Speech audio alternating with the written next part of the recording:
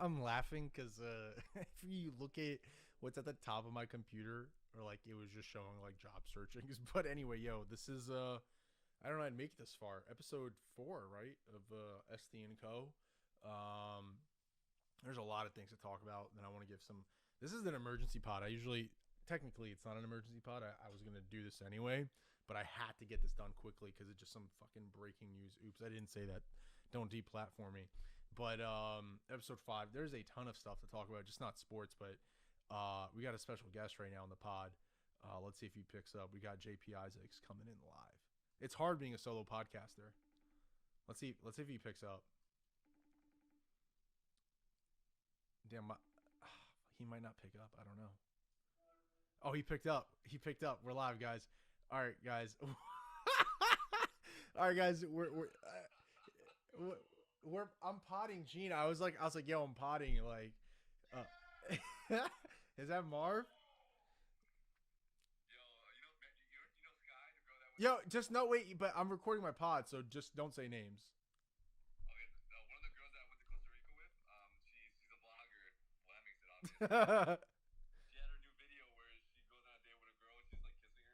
Oh, that's her. Show me that again.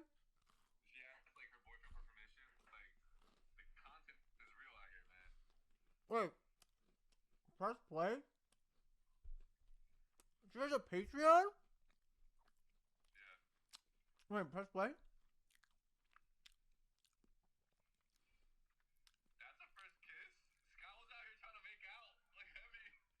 So for context, guys, Gene, you know, man, Jesus Christ, look. But anyway, yeah, Gene, yeah, I saw that. That's ridiculous. Why is she messaging you? I don't get it, bro. I almost broke today too because I rented a chateau on the top of a rooftop at the William Vale. You know that really nice hotel, Gene, that we go to Brooklyn every time we come, the Westlight. There's turf there, but long story short, in the winter they make it an ice rink, and they put these like chateaus there, and I rented one for Valentine's Day for you know who, and I also booked a night there. So we're gonna have like dinner on the rooftop so you could see New York, and we have like a chateau and stuff. And they just messaged me and like, hey, do you want us to cancel this, or are you coming? Like, can you confirm or cancel? And that's when I almost broke. I was like, fuck, maybe I call her back, and I'm like, hey, look, like, let's just go as friends and have a nice dinner. Like, I know you're hurting. I'm hurt, bro. I can't put that on my pod now.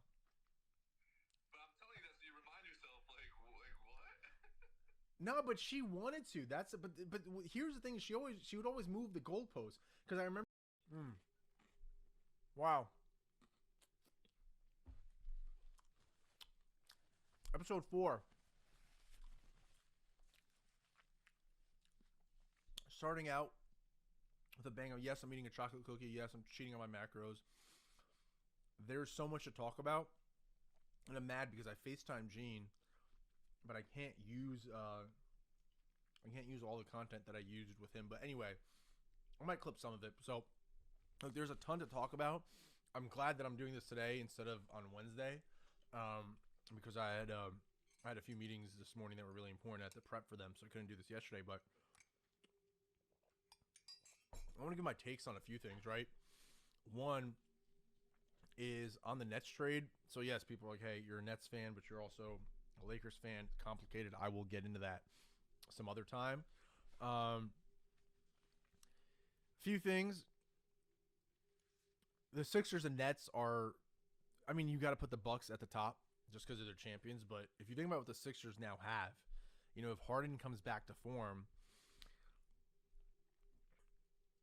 that's dangerous. That's really dangerous. But I'm not here to talk about the Sixers. I'm here to talk about the Nets. I truly think this is a better deal for the Nets in the short and long term because Ben Simmons is 25, Harden's 32. So Harden's great. Even, I feel like if he wants to dial it up, he can dial it up.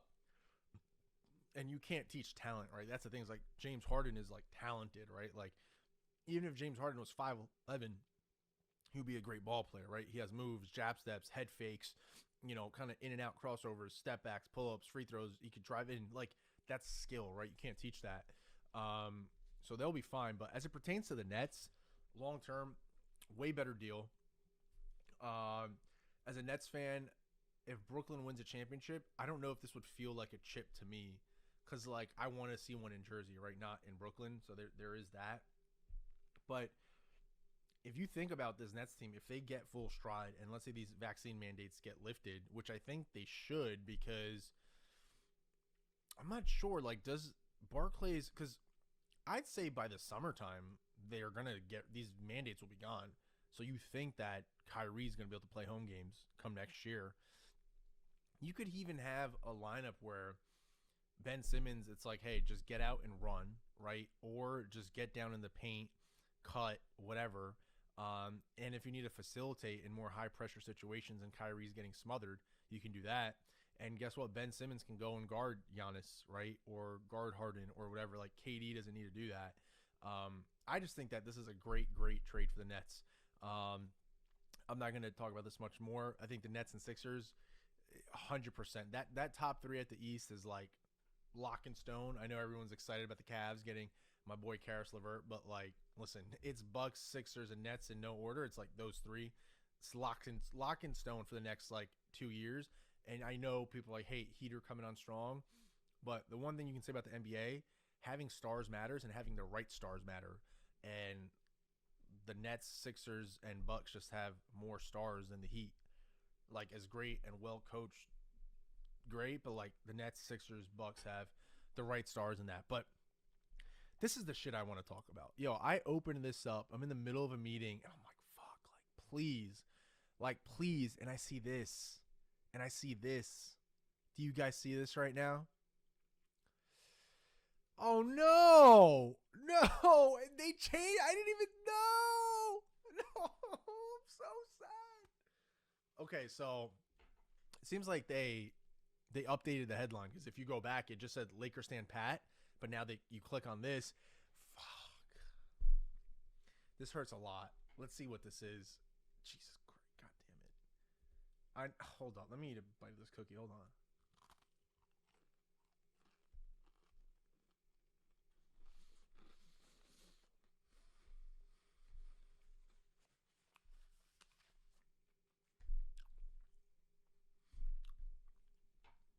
Low key, Rob Pelinka is like very fresh. Very fresh. I don't even know what Nikes are. Those aren't SBs, but it's like a Mr. Rogers refined. I love that look. I could definitely rock the fuck out that, in my opinion. But this hurts because I read about this, that they were going to get Cam Reddish. Christian Wood? Bruh. Yo, if they didn't do this trade for a first round pick, that's dumb. Because you just got to look at it like Cam Reddish and Christian Wood being the first. Yo, please tell me this was not the reason they didn't do this trade, was because they didn't want to give the first round pick. Hold on. The team lacked flexibility.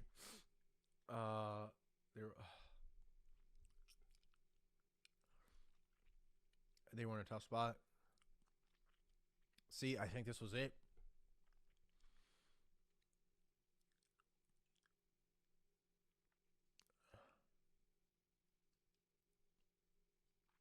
Shit.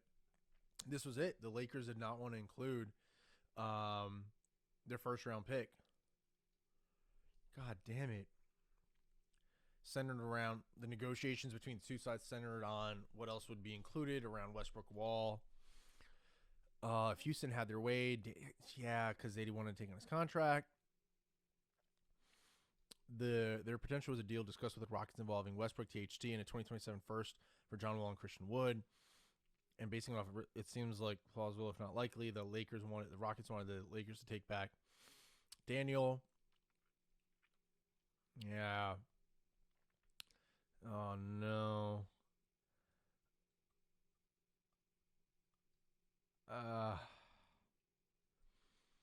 Yeah. No. So it seems like there was also that Cam Reddish Knicks deal that I thought was like really, really likely to happen. Oh, no way. I did read about this that the Lakers did offer two first rounders for him, but the Lakers got him. But what doesn't make any sense is the fact that Tom Thibodeau is not even playing Cam Reddish, and Cam Reddish, from like I've seen him, he's a great defender. He's 6'8". He can play defense. Like, what do you think he did in the playoffs last year? What do you think the Hawks got there when DeAndre Hunter wasn't there, right? So I don't understand that. Let me just finish reading this real quickly. God damn it. Oh, Markieff Morris is in the bio? Wait.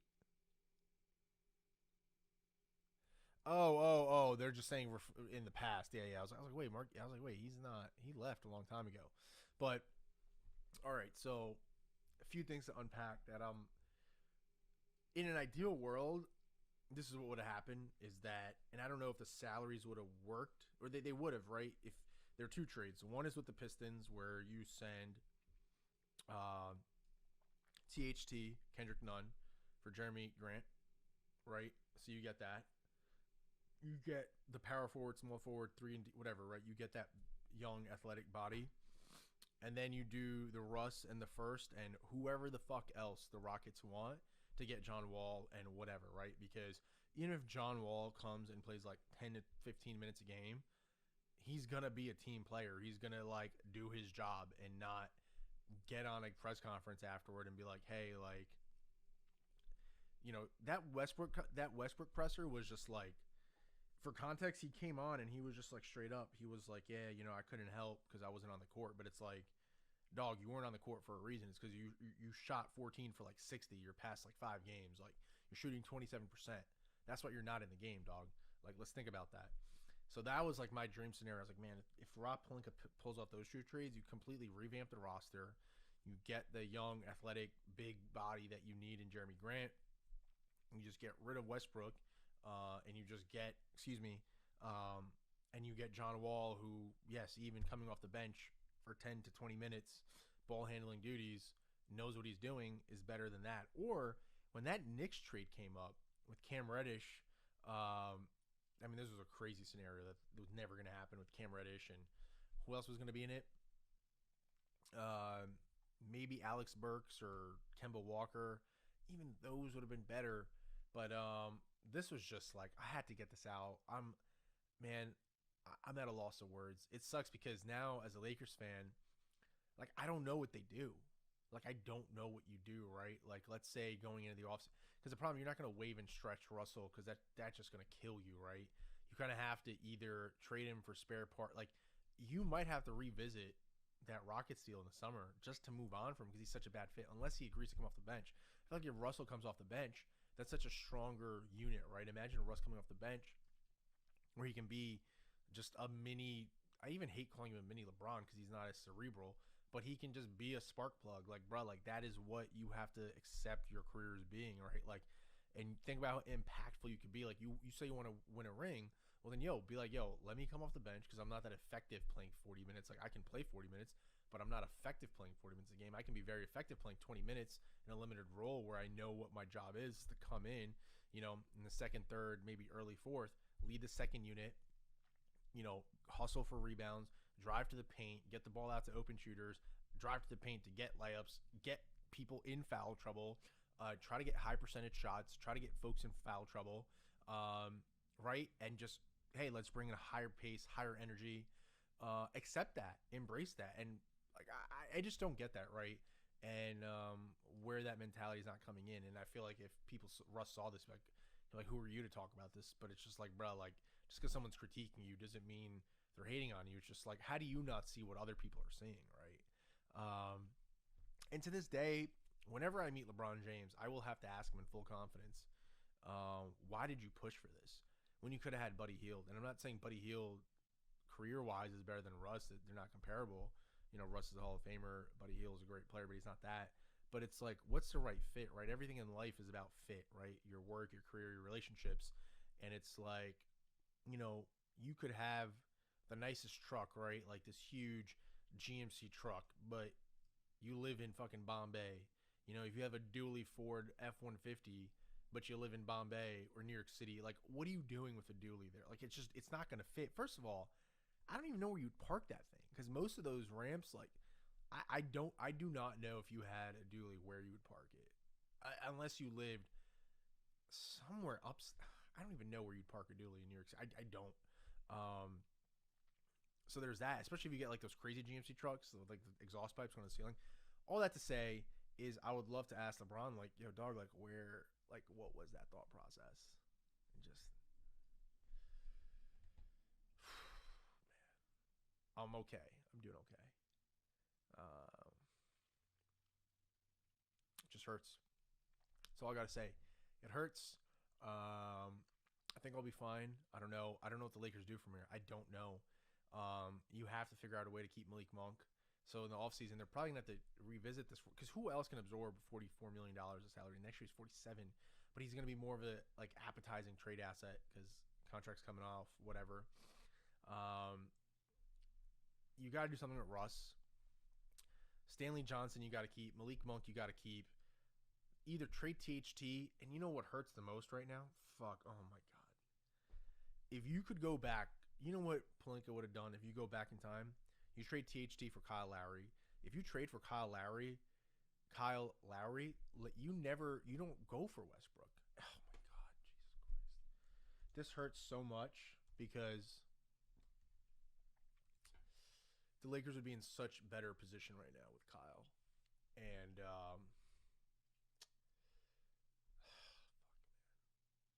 I'm pulling it up because I want to see what Lakers are now. Lakers will not trade. And not getting DeMar DeRozan. Oh my God, Jesus Christ. Let me just see what the package was for Kyle Lowry. Because I'm just trying to see like what parts of Caruso, Kuzma, Harrell, KCP, Montrezl Harrell, sorry. Let me see what the proposed deal was.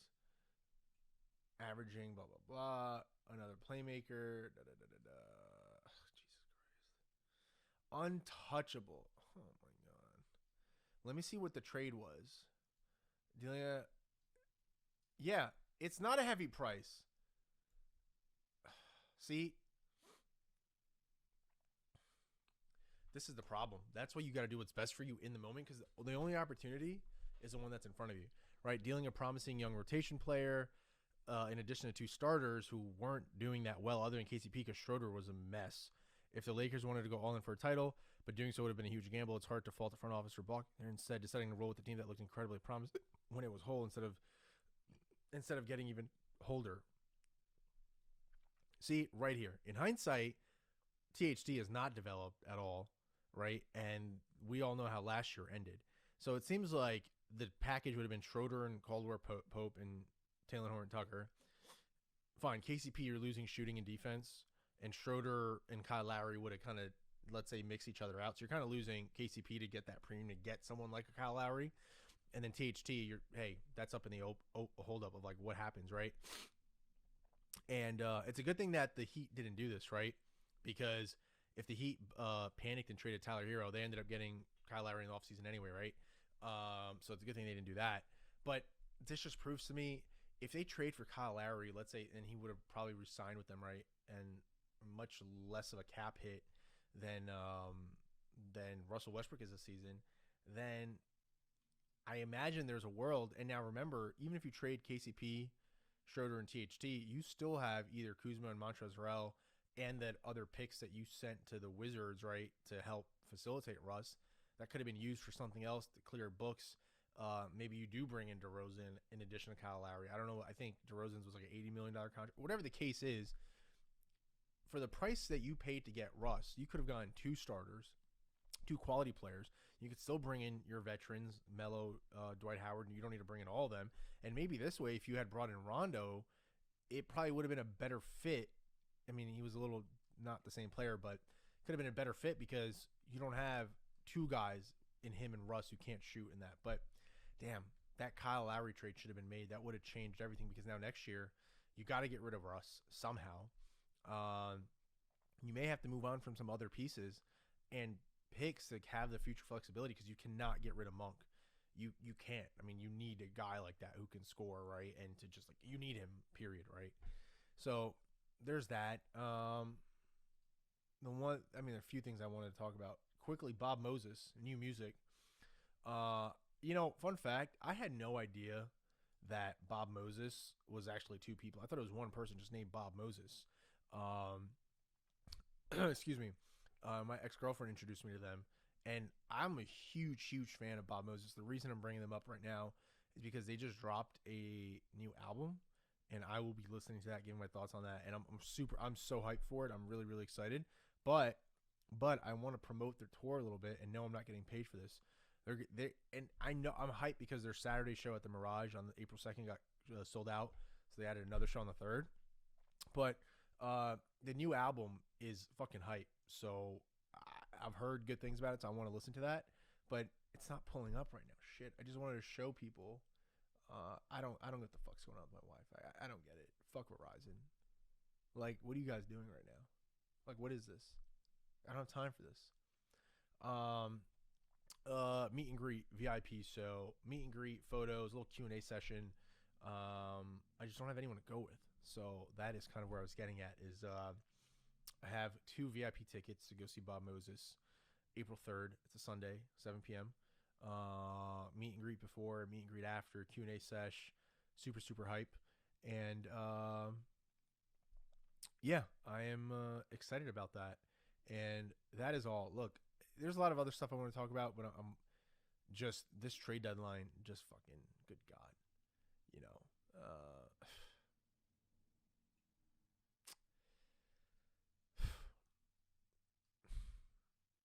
Man, there is a treasure trove of things to talk about on Politico, but I will give my takes on those later. I didn't want to talk about Joe Rogan.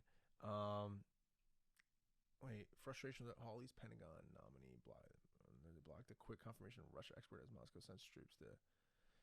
The quick thing I'll say on Joe is people just jump to conclusions so quickly. People are just like crazy. Like they will jump to cancel you. And the question I ask the people who like jump so quickly to like vilify someone or whatever is like, what if you were in that position? Wouldn't you want someone to take the time to be like, hey, hear my point of view or understand why I said this instead of just attacking me and trying to kill me, right? And cut me off. And that's the problem is, and that's the hypocrisy of the very same people who are quick to like attack you and come at you with this vitriol and cut you off and say you're terrible for humanity. They're the same people who would then ask to be shown leniency. They're like, hey, you should be kind when someone does something wrong and understand them and this and that. Well, then why aren't you affording that same respect to people who don't agree with your views, right? There's a whole bunch of stuff in terms of like bigger forces at play in terms of like positioning of, you know, other podcast platforms maybe want to have Joe seem in a bad light, drive traffic away, whatever. But that's just going to happen because as people read about and listen to Joe, they're going to realize like organic, like, yo, this guy keeps it real. If you listen to everything he talks about and not just his stuff that is totally wrong and guess that I agree that shouldn't be on there and be given a platform, that, hey, there's context to everything, right? Nothing's black and white in today's world. There's always gray area. And even with context, sometimes things aren't okay or whatever, but you have to afford people the same opportunity that you'd want afforded to you, right? So you can't preach about being kindness and, hey, let's learn and grow and let's make sure we understand people and not do that, right? So just calling out the hypocrisy on that. I'll dive into this a little bit on the next one. You know, Drake and Kanye, I will talk about you guys. And there's so much in Politico that I want to give my thoughts on, but there's a ton of stuff that I need to go and get done. So, guys, yeah, this is an emergency pod. Fucking Lakers, man. Jesus Christ. I don't know if I'll see a Lakers ring for another, like, 10 years, right? Like, that's crazy. Like, I don't know. Things can change, but that's that, guys. That's that. We out.